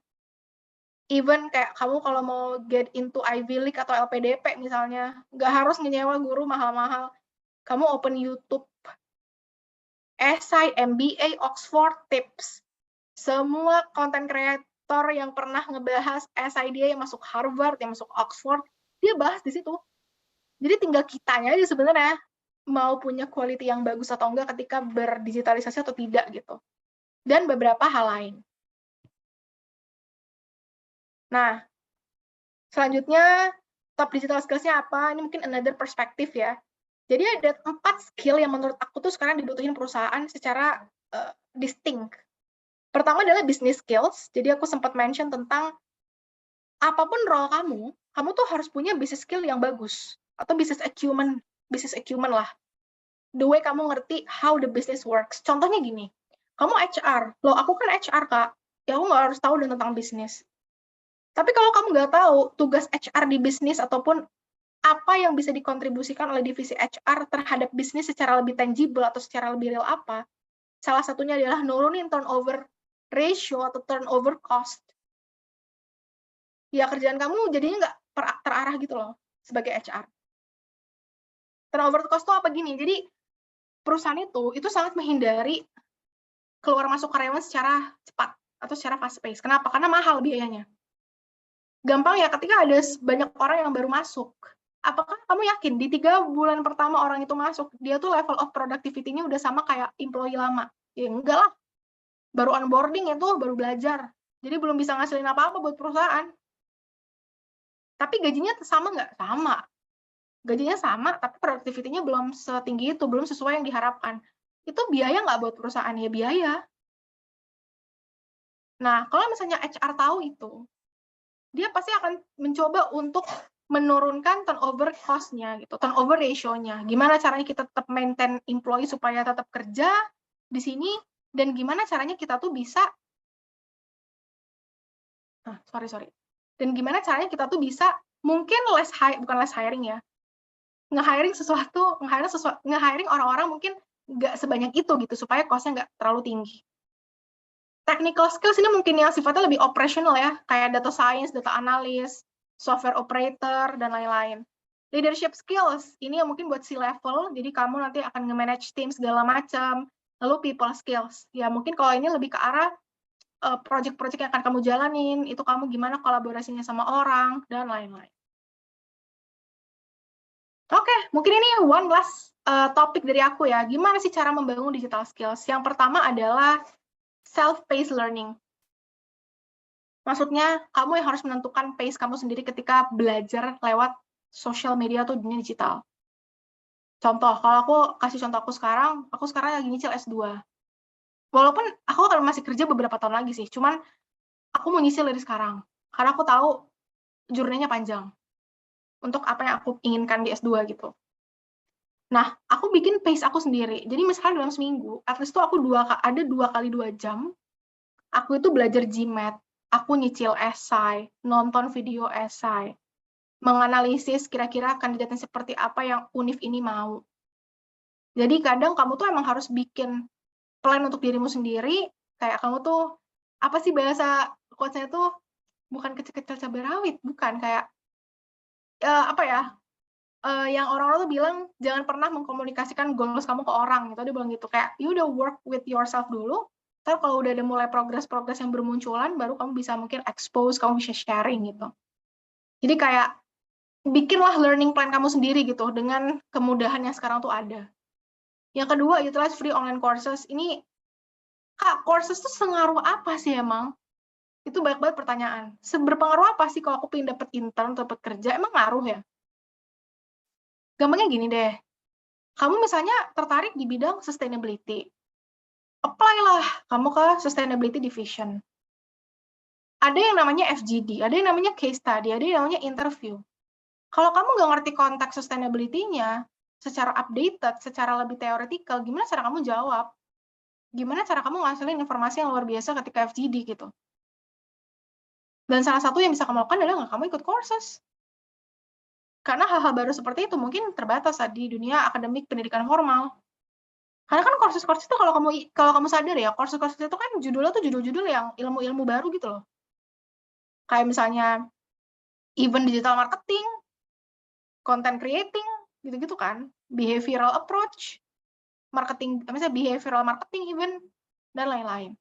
Yang terakhir adalah tech certification program. Ini sebenarnya opsional, cuman kalau menurut aku sih, kalau misalnya ada certain jobs atau certain career yang kamu pengen pursue dan itu required certifications, ya maybe you have to take certification.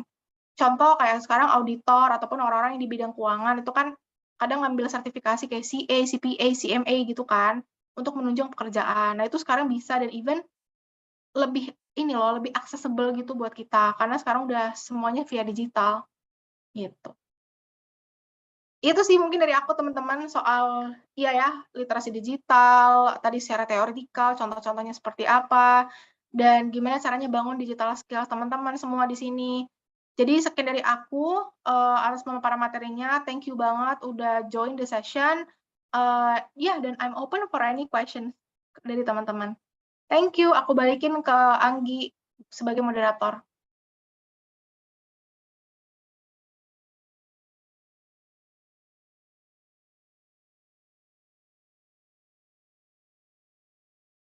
Angginya dengar aku nggak? Atau masih bermasalah internetnya? Dengar Kak, ya.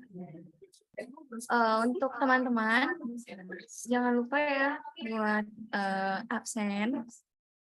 Oke, terima kasih Kak Belinda atas penyampaian materi yang sangat luar biasa, bermanfaat banget nih untuk kita semua.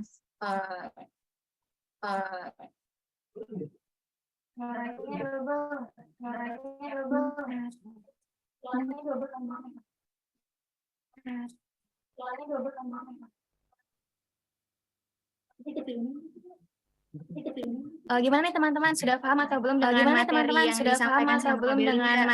yang disampaikan sama Kak Belinda? Jika ada yang belum paham atau ingin menggali bisa tanya langsung sama Kak Belinda. Untuk ketentuannya, kalau ingin bertanya dipersilahkan untuk raise hand terlebih dahulu Kak Belinda. Untuk ketentuannya, kalau jika sudah dipersilahkan bisa menyebutkan nama dan pertanyaannya. Kalau jika sudah dipersilahkan bisa menyebutkan nama dan pertanyaannya. Kalau teman-teman kalau suaraku masih double nggak ya? Kalau suaraku masih double nggak ya?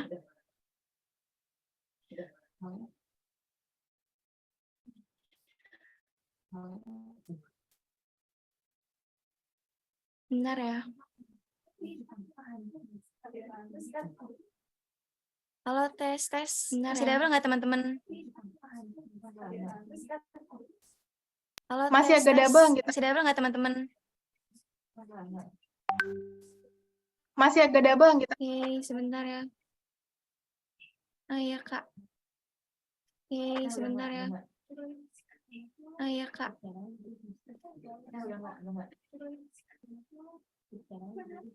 Halo. Kalau ini sekarang masih nggak? Halo. Kalau ini sekarang masih nggak? Oke. Buat teman-teman yang ingin bertanya dipersilahkan untuk raise hand terlebih dahulu. Buat teman-teman yang ingin bertanya dipersilahkan untuk nanti raise bisa hand langsung terlebih menyebutkan dahulu. nama dan pertanyaannya. Kalau Nanti bisa teman-teman langsung malu nih menyebutkan untuk on nama mic dan bisa pertanyaannya. mengetik Kalau pertanyaannya di kolom teman-teman chat. malu nih untuk on mic bisa mengetik pertanyaannya di kolom chat.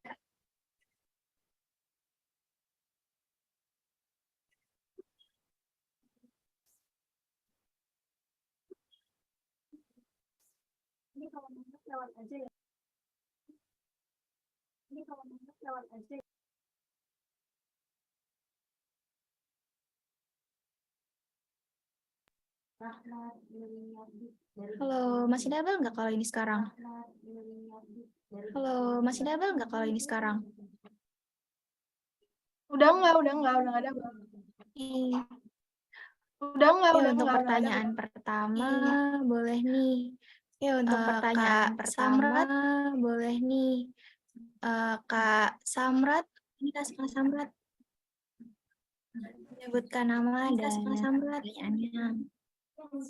Menyebutkan nama dan pertanyaannya. Kak Samrat. Adakah Kak Samrat? Kak Samrat. Adakah Kak Samrat?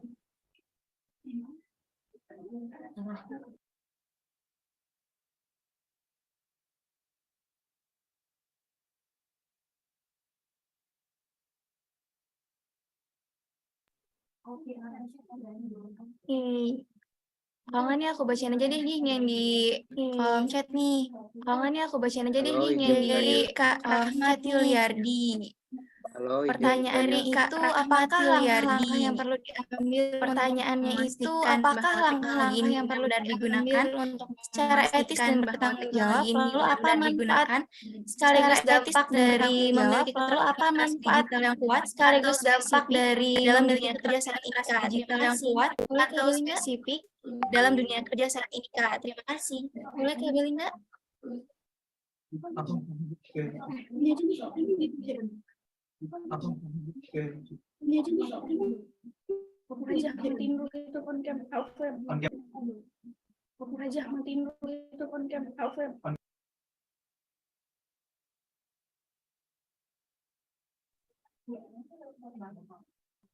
Oke, tadi suara double banget sih, aku takutnya. Oke, tadi suara double banget sih, aku takutnya. Halo Kak, masih double nggak sih aku Kak? Double.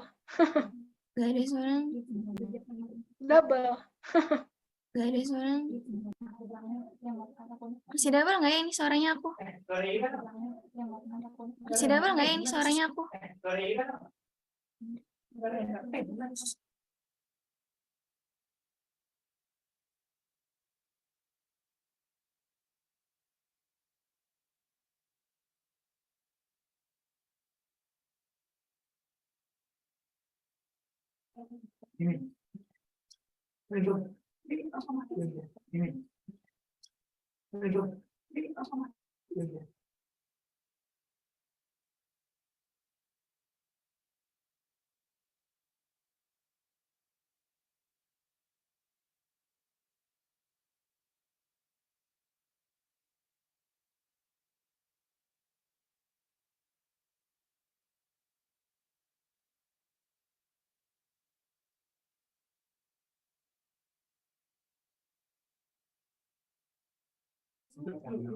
Ini aku udah itu sih Kak, udah ganti device masih double udah itu sih Kak, udah Udah ganti device, masih double nggak ya, Kak?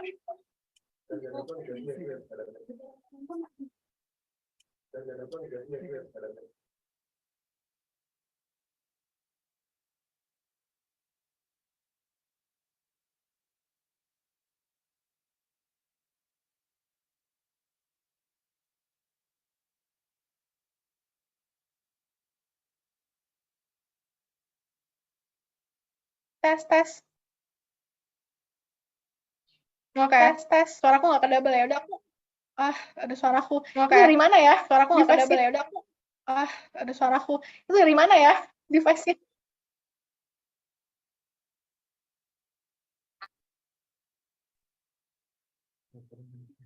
Iya, kayaknya.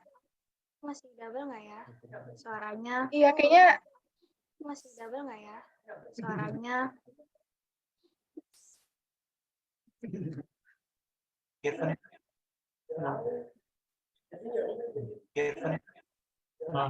Tebal semuanya. Tebal semuanya.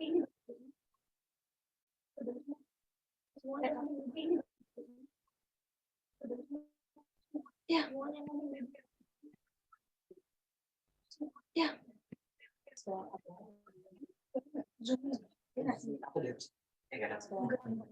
Halo.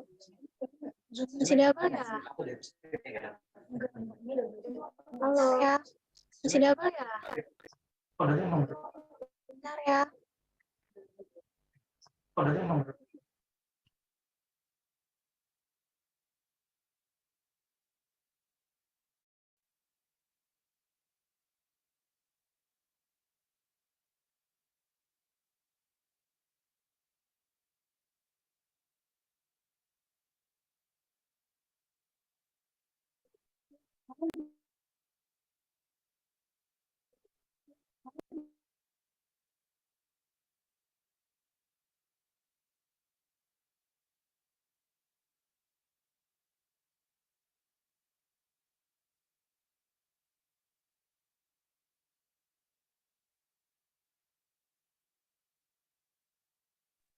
Mohon maaf ya teman-teman, ini mungkin ada kendala device-nya. Mohon maaf ya teman-teman, ini mungkin ada kendala device-nya nih. Yang lagi diusahain sama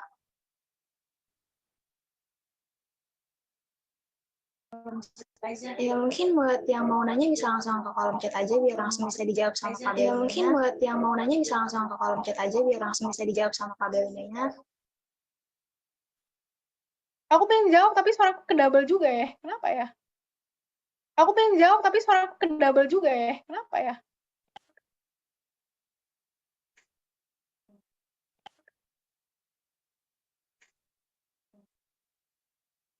Suaraku double kan? Dia aku double. Suaraku double kan? Dia aku double.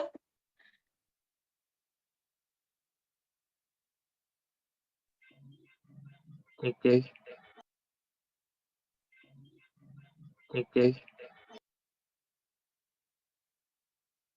Suaranya Benz tuh juga double tadi tuh.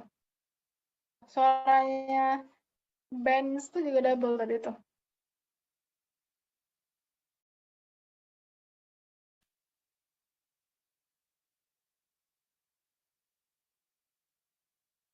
Ya udah aku coba jawab kali ya, tapi satu nafas gitu biar nggak ini ya, nggak double terus gitu ya. Aku coba. Ya udah aku coba jawab kali ya, tapi satu nafas gitu biar nggak ini ya, nggak double terus gitu ya. Aku coba.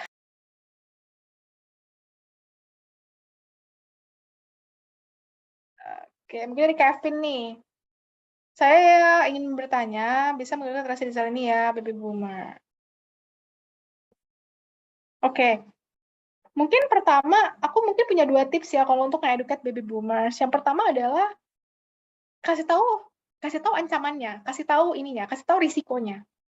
Karena kadang gini, baby boomer sama Gen X itu mereka punya level defense tuh tinggi ketika belum mengetahui sekali risikonya tuh apa.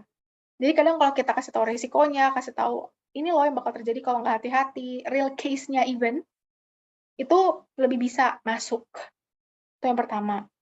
Yang kedua adalah, balik lagi ya, nggak bisa one hit. Nggak bisa kayak sekali tuh langsung bisa tuh enggak. Harus telaten. konsisten ingetin, konsisten kasih tahu gitu. Jadi biar lebih gampangnya biar lebih nyampe, perlu konsisten untuk kasih tahu, punya komitmen untuk kasih tahu. Mungkin baby boomer sama Gen X yang dekat sama kamu misalnya, yang kamu juga peduli sama mereka, supaya at the end, karena membentuk habit itu kan emang harus konsisten ya. Habit itu at the end terbentuk gitu, untuk lebih hati-hati, untuk lebih menerima digitalisasi dan lain-lain. Gitu sih, kalau menurut aku 2 approach itu yang bisa dipakai sih ya. Jadi kayak yang pertama kasih tahu risikonya, hambatannya apa, beda sama Gen Z ya. Kalau Gen Z itu justru insentifnya yang dikasih tahu, bukan risikonya. Justru kalau dikasih tahu risikonya, Gen Z itu cenderung menghindari, bukan melakukan. Kalau misalnya Gen X sama baby boomer, kalau menurut behavioral approach, mereka lebih ngeh atau lebih dapat kalau ada risiko ataupun real case yang bisa disampaikan. Mungkin itu sih menurut aku, Kevin. Lanjut dari Naila. Halo Kak, saya Naila. Masih banyak nggak sih orang yang masih salah paham tentang literasi digital? Bagaimana cara agar kita lebih camping apa ya? Setahu ke mereka. Literasi digital bukan untuk membaca di sosial media, mudah mereka pahami gitu. Camping apa ya? Lebih mudah maksudnya, lebih gampang. Apa-apa. Itu auto korek ya, Naila. Ya mungkin aku anggap aja lebih mudah kali ya, lebih gampang. Gini sih, even kamu baca di sosmed itu literasi digital kok. Tapi ya balik lagi, yang kamu baca tuh apa, yang kamu baca tuh valid atau enggak, yang kamu baca itu artikel-artikel yang sifatnya tuh scientific atau tidak, ataupun opini yang berdasar atau enggak. Jadi menurut aku salah satu cara untuk kamu membangun literasi digital ya salah satunya lewat sosial media kok. Kita nggak bisa deny itu. Tapi tergantung objek yang kamu lihat, yang kamu absorb, yang kamu tonton, yang kamu dengar. Itu objek-objek yang sifatnya bermanfaat, berkualitas atau enggak. Itu poinnya. Gitu. Mungkin itu Naila ya. Terus lanjut dari Nabila. Bagaimana langkah-langkah dan cara agar dapat bekerja di industri yang berbeda dengan jurusan kuliah sekarang? Good news-nya, sekarang most of the company itu agnostik sama jurusan. Jadi mereka tuh nggak terlalu ngelihat, kamu tuh matkul ini tuh dapat A atau B, kamu tuh orang jurusan mana, no. Mereka tuh ngeliatnya skill. Kamu punya skill-nya nggak? Nah, untuk bisa nge-expose skill tersebut, biasanya lewat mana? Lewat experience yang kamu taruh di CV, yang kamu taruh di motivation letter, yang kamu taruh di portofolio. Pengalaman itu dapetnya dari mana? Kegiatan-kegiatan di luar kelas. Termasuk kayak kamu sekarang aktif di komunitas Kejar Mimpi Tangsel, contohnya itu salah satu cara sebenarnya untuk kamu bisa membangun skill yang sifatnya itu lebih bisa dijual ke perusahaan. Nah, dan kamu ada lanjutannya ya dengan memanfaatkan digital literasi saat ini. Gampangnya, kalaupun kamu mau mengerjakan atau bekerja di hal yang berbeda jurusan sama kamu, otodidak bisa kan? Apalagi sekarang digitalisasi rising dan banyak banget info-info ataupun akses-akses yang semakin dimudahkan untuk kamu pivot belajar hal lain yang di luar jurusan kamu. Tapi secara pada dasarnya perusahaan agnostik kok. Udah mulai agnostik, dia nggak peduli sama jurusan. Pedulinya sama apa? Skill. Di-expose lewat experience kamu. Gitu. Itu Nabila. Terus lanjut. Karisa. Ini mungkin aku sekali nunggu Anggita pulih ya internetnya ya. Syarisa, untuk punya kecakapan literasi digital kan bergantung dengan fasilitas yang ada. Bagaimana dengan orang di pelosok desa? Oke. Tanggapan kakak tentang hal tersebut. Aku bisa bilang ada hal-hal yang sifatnya itu hanya bisa dilakukan oleh orang-orang yang punya wewenang dan kuasa. Salah satunya adalah pemerataan fasilitas digital di daerah-daerah pelosok. Pemerintah, stakeholder-stakeholder yang punya modal, itu yang punya wewenang dan kuasa, serta punya kemampuan. Kemampuan ya, dari bentuk resources, budget, untuk bisa membangun infrastruktur tersebut. Jadi kalau ngomongin tentang itu, stakeholder besar itu mereka. Tapi apa yang bisa kita lakuin untuk bantu? Pertama, gampangnya adalah start with small steps. Kayak sekarang kan banyak ya orang yang punya inisiatif-inisiatif kecil, inisiatif-inisiatif untuk bisa ke sana, edukasi secara langsung segala macam, walaupun skalanya nggak besar. Tapi nggak apa-apa, start with small steps. Atau yang kedua, even kamu punya mimpi untuk masuk ke pemerintahan, kamu reformasi itu, cara untuk budgeting atau cara untuk melakukan pemerataan fasilitas digital di daerah-daerah pelosok. Mungkin takes a long time untuk achieve ke sana, cuman why not? Misalnya gitu. Jadi sebenarnya kalau ngomongin tentang pemerataan, tanggapan aku sih ada orang yang paling bertanggung jawab, dan mungkin ketika tidak merata itu salah satu bentuk belum optimal tanggung jawabnya. Harus halus ya ngomongnya ya. Tapi di satu sisi kita punya andil juga kok, walaupun mungkin kita nggak bisa sebesar itu yang ngasih impact-nya ya, karena kan keterbatasan resources yang kita punya ya, dari segi budget, human resource-nya, kita juga pasti punya komitmen dan kesibukan masing-masing. Gitu. Menurut aku gitu. Kak, suaraku udah benar belum ya, Kak? Masih double nggak, Kak? Udah masuk. Oke, mungkin ini pertanyaan terakhir ya. Dari ini nih, Kak Benz nih dia. Boleh Kak Benz, kalau mau tanya, bisa langsung ngasih pertanyaannya. Assalamualaikum, Kak. Saya izin bertanya, cara agar kita bisa mengingatkan gitu, Kak, orang tua maupun saudara yang masih keluarga gitu, Kak, yang masih saja bisa terperdaya oleh berita misinformasi. Namun kita ragu gitu, Kak, tetapi insting kita kuat kalau kita mengatakan hal itu pasti adalah berita-berita yang menyesatkan gitu, Kak. Namun kita kesulitan mencari sumber berita pembandingnya yang resmi karena penyebarannya adalah orang yang dihormati gitu, Kak. Bagaimana gitu, Kak, cara mencari sumber berita pembanding supaya bisa buktikan, nih buktinya gitu, Kak. Oke, thank you, Ben. Wah, ini sebenarnya tergantung konteksnya sih ya. Kalau konteksnya tentang benar-benar hitam dan putih, ya mungkin bisa ya kamu kasih pembanding gitu. Tapi kalau konteksnya cuma beda perspektif atau beda sudut pandang, kadang emang kita nggak bisa maksain sih menurutku. Karena kan kalau perspektif sudut pandang tuh tergantung cara berpikir, knowledge yang dipunyain masing-masing orang, keyakinan juga even gitu. Jadi kalau misalnya emang tentang hitam dan putih, maksudnya antara benar-benar yang salah dan betul, secara peraturan, ya gampang, kamu kan bisa kasih tahu mungkin pasalnya atau kasih tahu peraturan tertulisnya gitu. Tapi kamu harus bedain, apakah perbedaan itu tuh benar-benar hitam dan putih tadi atau hanya bersifat sebatas sudut pandang atau perspektif yang berbeda. Karena kalau ngomongin tentang sudut pandang atau perspektif, masing-masing orang punya hak untuk punya perspektif. Jadi kita kadang nggak bisa maksa juga. Gitu. Menurut aku gitu sih. Jadi kamu harus bedain gitu ya. Kadang kalau yang sifatnya memang fix salah dan ada aturannya, peraturan tertulis, jelas-jelas disebutkan, gampang aja buat kamu untuk cari dan kasih tahu itu kan. Cuman balik lagi ya, respon orang yang kamu kasih tahu, terus misalnya action yang mereka lakukan, itu udah di luar kontrol kamu. Kan itu udah hak mereka untuk ikutin atau enggak. Yang penting kitanya udah effort, menurutku. Perspektif aku gitu ya. Semoga menjawab. Terima kasih, Kak. Ini tadi pertanyaan terakhir. Jadi aku tutup ya sesi tanya jawabnya pada hari ini. Tadi itu penyampaian materi yang sangat luar biasa nih dari Kak Belinda dan pertanyaan-pertanyaan juga yang gak kalah kerennya.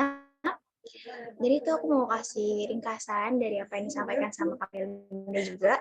Jadi itu dalam era digital yang semakin berkembang, kemampuan literasi digital semakin penting untuk dimiliki oleh anak-anak muda, apalagi sebagai Gen Z dan Gen milenial sangat erat dengan digitalisasi. Hal ini karena informasi tersedia dengan mudah di internet. Tentunya digital literasi ini sangat memberikan dampak yang luas bagi kita semua yang mana telah dijelaskan oleh Kak Belinda mengenai digital literasi seperti keterampilan, kreativitas, berpikir kritis, komunikasi yang efektif, serta kemampuan untuk menemukan informasi yang lebih jelas. Terus aku mau ingetin nih kalau misalnya untuk hadiahnya goodie bag dari Emina itu hanya untuk 3 pertanyaan terbaik yang nanti akan dipilih sama tim panitia. Oke, mungkin teman-teman juga sudah paham dan mengerti dengan materi yang sudah disampaikan oleh Kak Belinda. Maka Kak Belinda boleh nih buat ngasih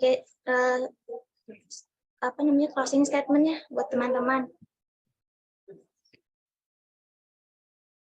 Oke, mungkin closing statement dari aku adalah mungkin sering dikasih tahu ya sama orang-orang yang tentang literasi digital gitu, kayak be wise gitu. Sesimpel, apa yang kamu konsumsi di dunia digital, apa yang kamu konsumsi di sosial media, itu tanggung jawab kamu. Jadi kualitas apa yang terbentuk di dalam diri kita, dari apa yang kita konsumsi, habit kita setiap hari, apa yang kita pelajari, itu 100% tanggung jawab kita. Jadi kalau ada negativity yang muncul, bisa jadi itu karena habit kita yang buruk, bisa jadi ya. Dan itu perlu kita evaluasi. Jadi kalau bisa teman-teman manfaatin digitalisasi itu jadi sesuatu hal yang jadi katalisator positif, bukan katalisator negatif, teman-teman.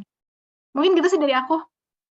Thank you. BTW kalau ada yang mau nanya, feel free aja DM, nanti aku put link IG di situ. Feel free kalau misalnya mau tanya-tanya lebih lanjut ya. Thank you. Oke, terima kasih Kak Belinda atas closing statement-nya. Selanjutnya yaitu ada penyerahan sertifikat yang akan diberikan kepada Kak Belinda. Pada tim operator.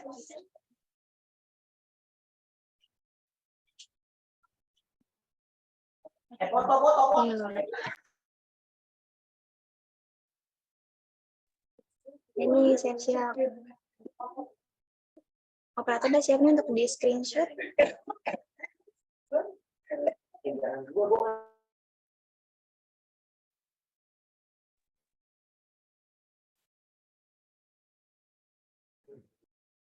Oke, udah sudah di screenshot. Oke, selanjutnya adalah sesi dokumentasi. Buat teman-teman dimohon untuk mengaktifkan kameranya. Nanti untuk dokumentasi akan dipandu oleh operator.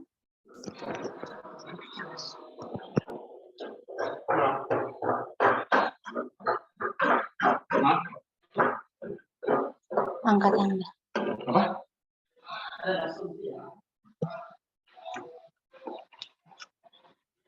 Oh, disuruh kamera kah?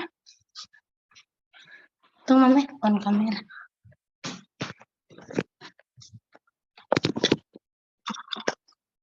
Oh alah, on kamera cuy.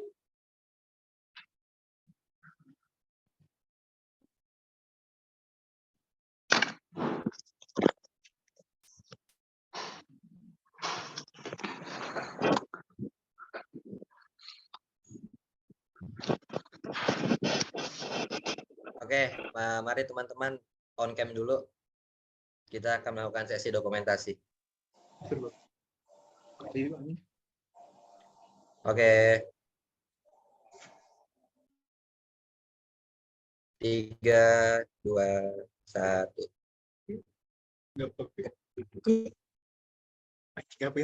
Oke, slide berikutnya ya.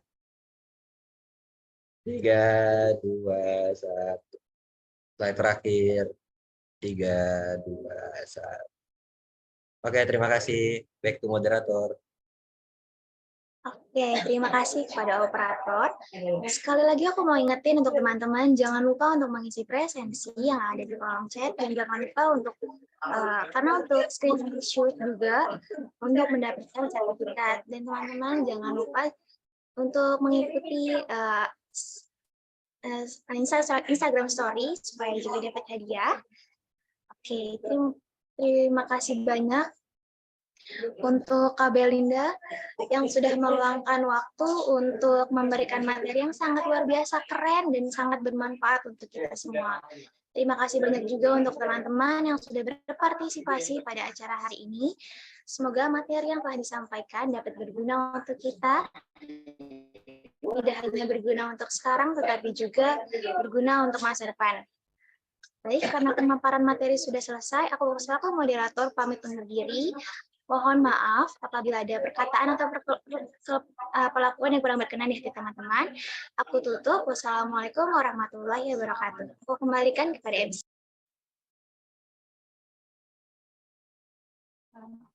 Baik, terima kasih kepada moderator yang keren yang telah memandu acara kita pada sore hari ini.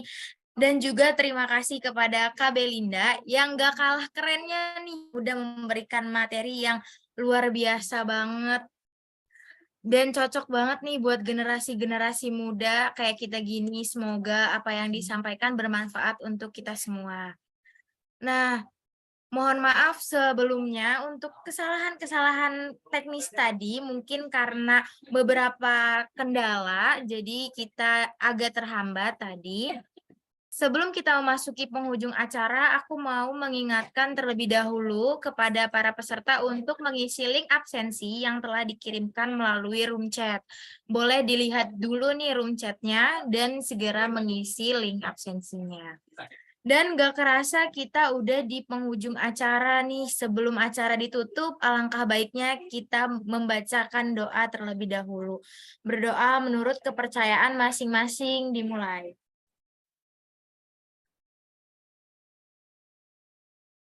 Selesai. Marilah kita tutup acara ini dengan membacakan hamdalah. Alhamdulillah.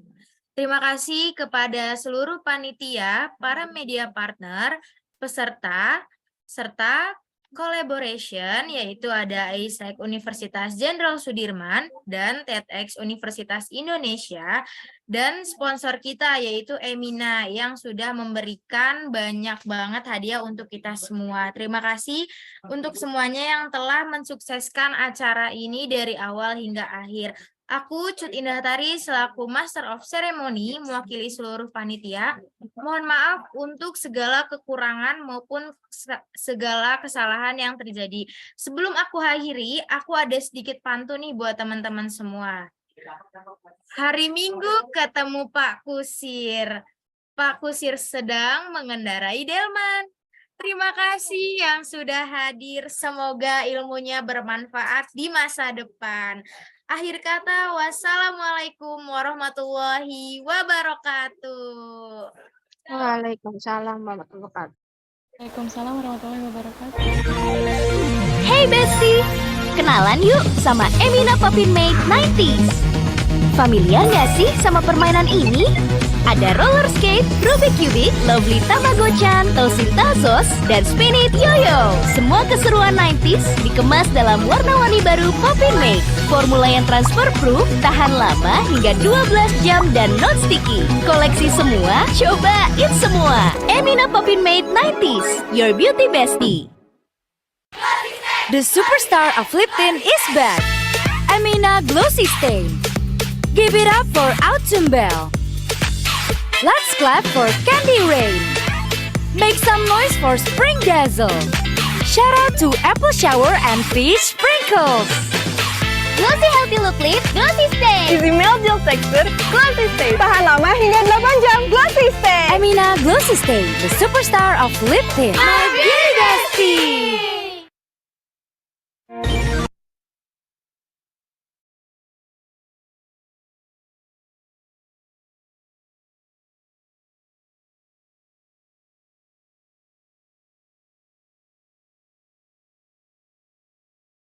Oke, teman-teman, mungkin ini bisa di-scan. Di-scan sebagai destination kita.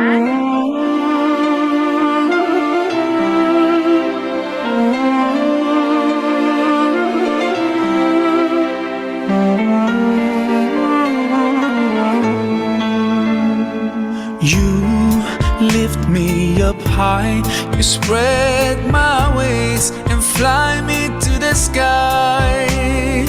I feel so alive, it's like my soul thrives in your light. But how I wish you'd be here with me all year around. Ramadan,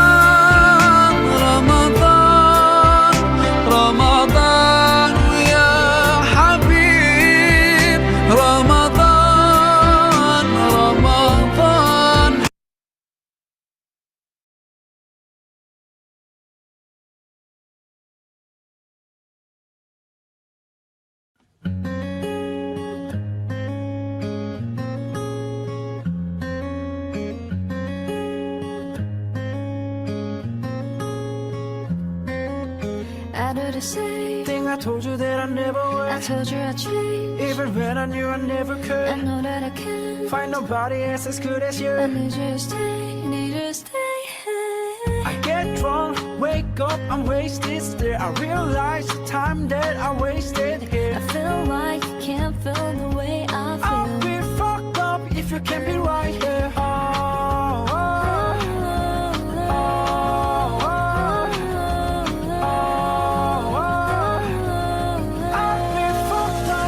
can't be right here. I do the same. Think I told you that I never would. I told you I'd change. Even when I knew I never could. I know that I can. Find nobody else as good as you. I need you to stay, need you to stay. I do the same. Think I told you that I never would. I told you I'd take. Even when I knew I never could. Know that I can. Find nobody else as good as you. I need you to stay, need you to stay. When I'm away from you, I miss your touch. You're the reason I believe in love. It's been difficult for me to trust, and I'm afraid that I'ma fuck it up. Ain't no way that I can leave you stranded, 'cause you ain't ever left me empty-handed. And you know that I can't live without you. So baby, stay.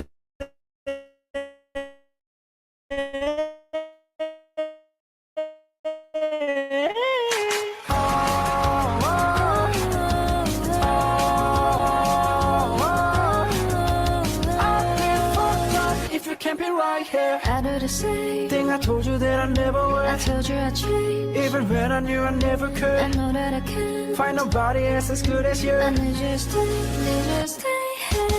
I do the same. Think I told you that I never would. I told you I'd take. Even when I knew I never could. Know that I can.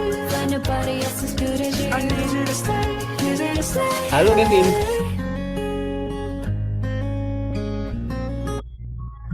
Oh, I need you to stay. Need you to stay.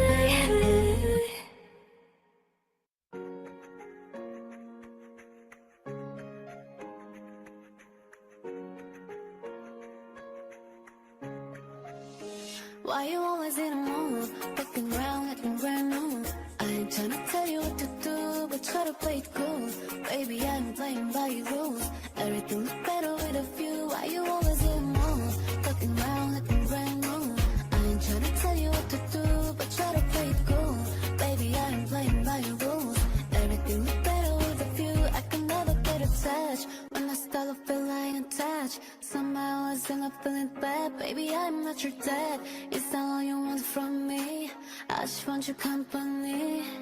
Call is up for yourself in the room, and we'll apart of it. Don't get so confused.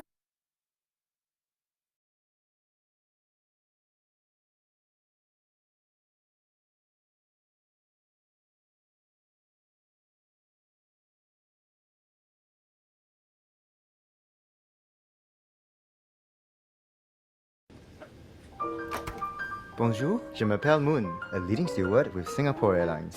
And welcome to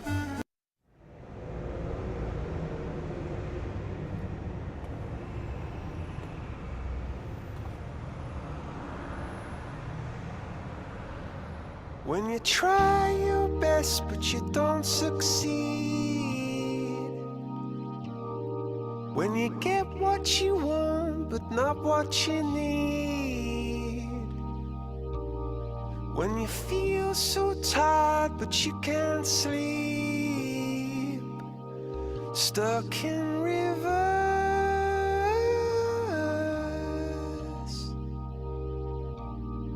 And the tears come streaming down your face. When you lose something you can't replace. When you love someone but it goes to waste. Could it be?